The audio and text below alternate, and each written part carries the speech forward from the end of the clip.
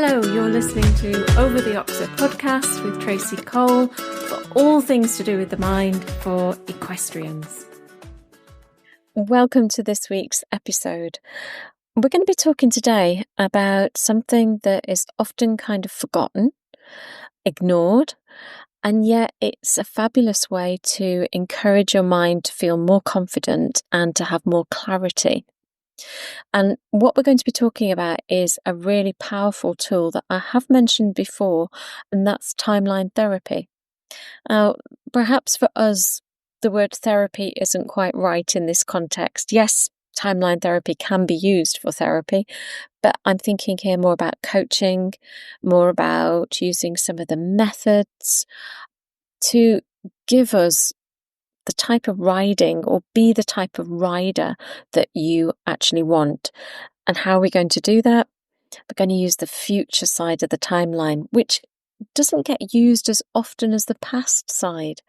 So whether you're preparing for a competition, you'd like to go out hacking, you'd like to try something new, you've got a clinic coming up or a lesson, or you just want to get more consistent in your riding, then keep listening. We're going to talk about what timeline therapy is, or timeline coaching.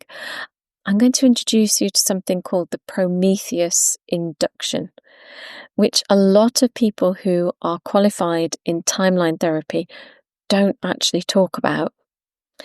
So that'll be quite interesting for us as well. And also, why is it that most people spend a lot of time thinking about the past, in particular the past side of their timeline, which makes the future side really underused, particularly in equestrian sport as well. So right at the end, I'm going to talk you through a really simplified, simple, easy, quick way of using some of these tools so that you can experience what it's like and start to communicate more with your own unconscious mind. So timeline therapy was developed by Tad James. He had been working with a man called Richard Bandler. Richard Bandler is the creator of NLP. They kind of diverged at some point in the 80s. Tad James took timeline therapy on. He developed scripts. He developed trainings. He enabled people to become practitioners so that they could use it for themselves and their clients. Richard Bandler saw it more as a part of NLP, an advanced form of NLP, and that it was something where you could use lots of intuition. So it wasn't something that was so structured. You could have a basic idea of what you could do, what the possibilities were, and then run with it. But it's all about how your mind stores time. And it stores it spatially. So it thinks of time in terms of a timeline. And your personal timeline may not be a straight line. So if you think about now where you feel that your past is, very often in the West, because we read from left to right, people think of their timeline starting on the left and going towards the right. Other people might think of it behind them. The past is behind you, the future is ahead. Some people see it diagonally. Some people see it top to bottom or bottom to top. Some people have spirals or curves, and it really doesn't matter. We just need to know, where does it feel your past is? Where does your future seem to be? And is it a straight line or a curved line or some other form of line that links the two? Around about the middle of your timeline is the present, is the now moment. And it doesn't matter how old you are or the fact that time is moving on for all of us, that present moment is always in the middle. So have a think about how your mind puts that together, how it thinks about time. So, for instance, if you thought about something that happened last week, does it feel like it's to your right, to your left, to your up, down, back, front? And if you think about something that happened 10 years ago, does that feel further away along that line? Something that happened even further away? And the same with the future. If you think about 10 minutes' time, where does that feel like it is? What about something that's a week away, a month, a year? Can you see that this would estimate a line in some way? Now, a lot of mindset work, and with riding, and this is no exception, we focus on the past. We clear away the past. We clear away past fears, past anxieties, past frustrations, traumas, accidents, or, the emotional charge of an accident, and so on. And that's hugely important because you're carrying it around like baggage otherwise. But what about the future side? And that's where we're going to concentrate today. So I don't think it's talked about quite enough. I think we talk about the past and, where a fear might have come from, where it might have started, which horse you were on, what activity you were doing. But how about we think about the future? So it's really useful that if we have an upcoming ride of some kind, that we mentally think about it using the timeline, because this conveys to our unconscious mind whereabouts in the future it is. Because if you just think about it loosely, your unconscious mind doesn't know whether to get ready in some way because it's happening in a minute's time, or is it happening in 3 weeks' time, so we don't really need to get our boots on, metaphorically speaking. So if we use a timeline, we can put the time in.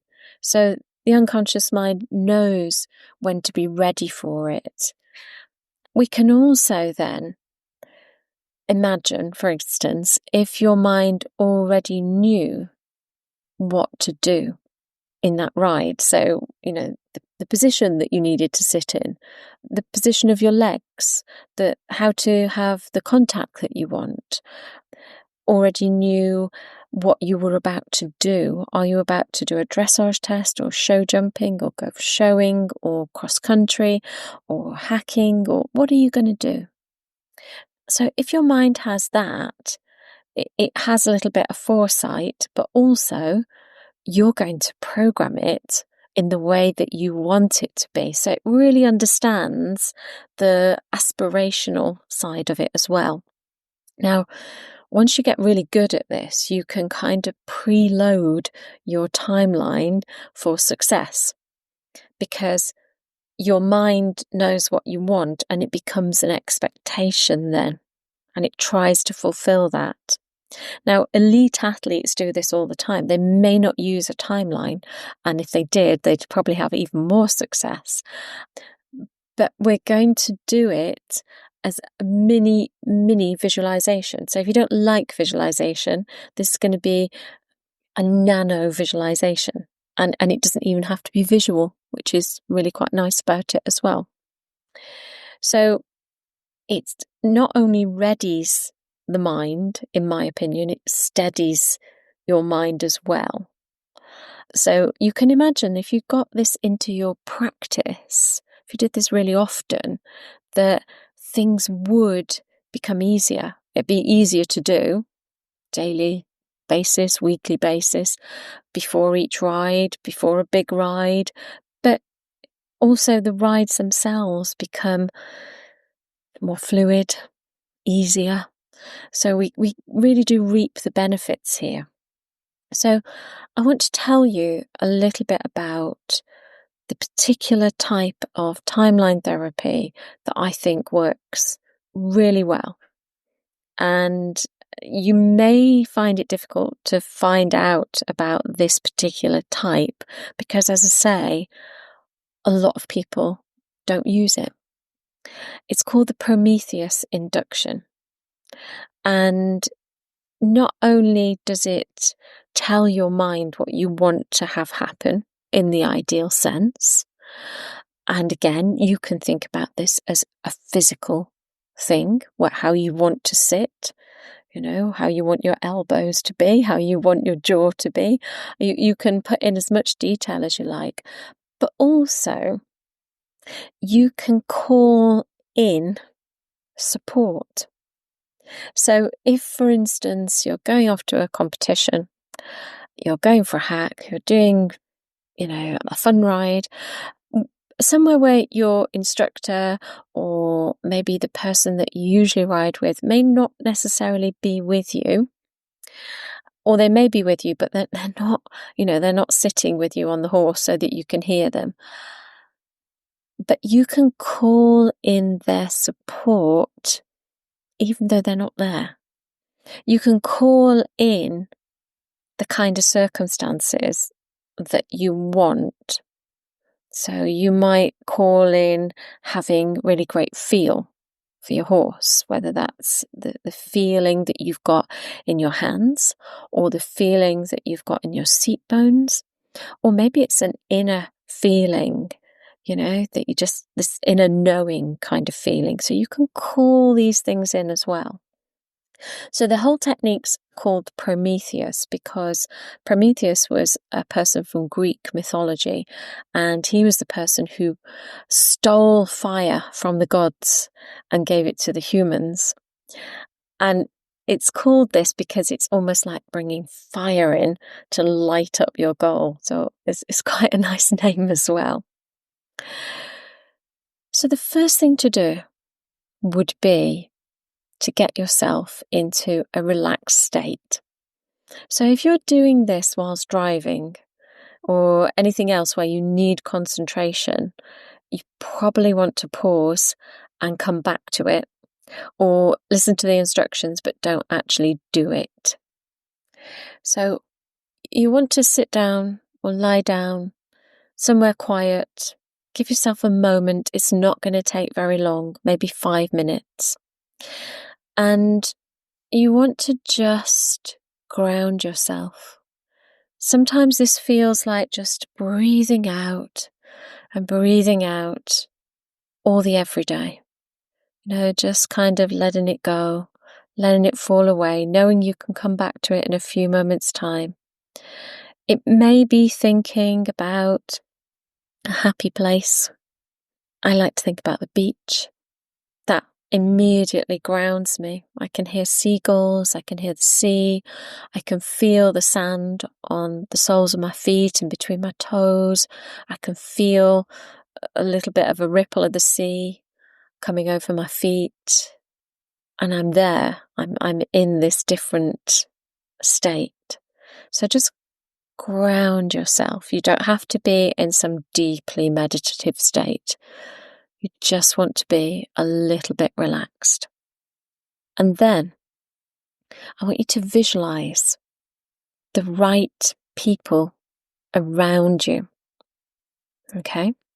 This isn't to say that they will be there when you do this ride, but it might be a trainer, a coach, an instructor, a best friend, someone who can give you some advice, any kind of advice or insights.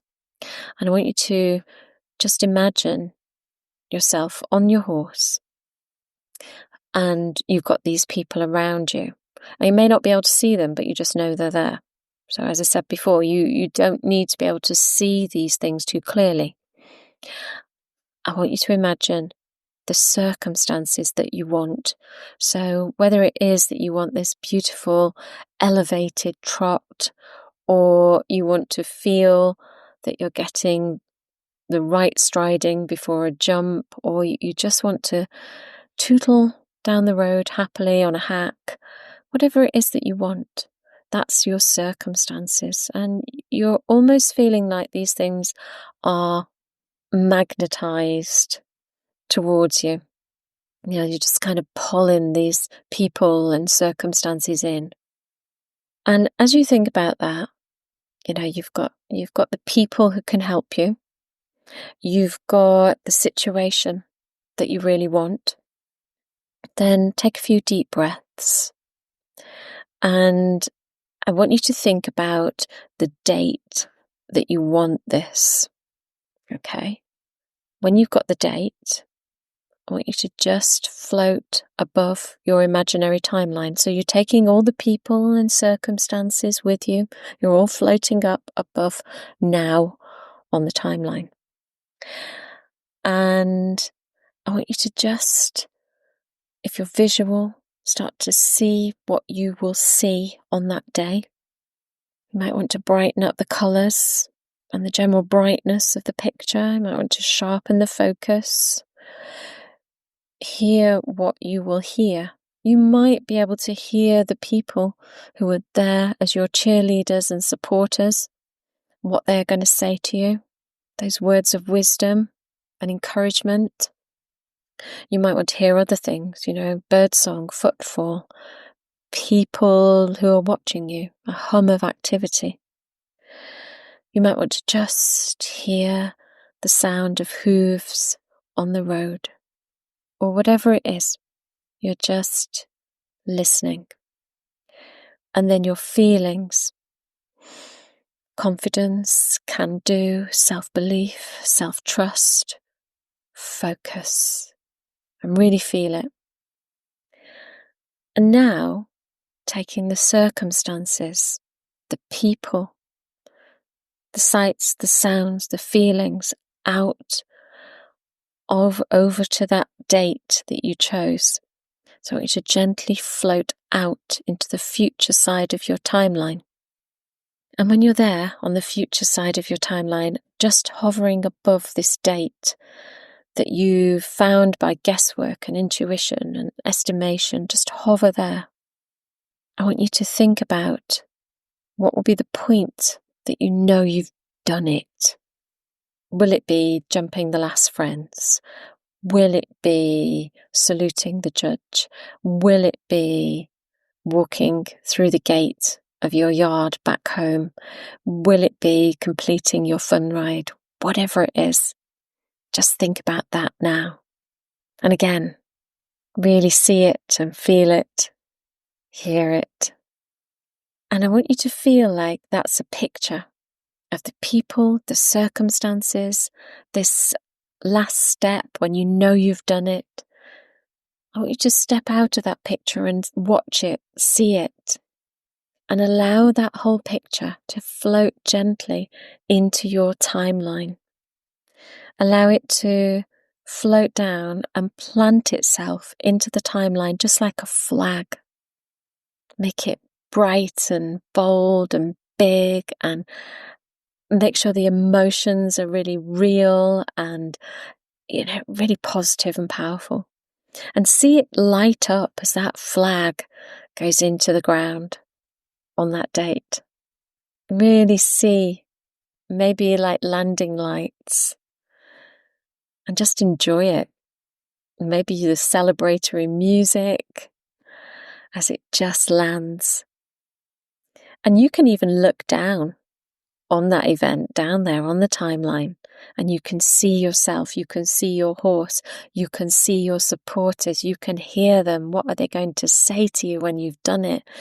You can feel the circumstances, and you know that it's all now magnetized, like a north and south pole of a magnet, or two magnets just kind of locked in together, and you've locked it into your timeline. And enjoy it.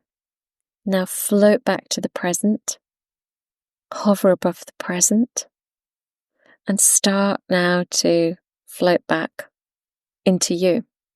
Feel your feet, start to wiggle your toes and feet, take a breath, your back, and open your eyes if you close them.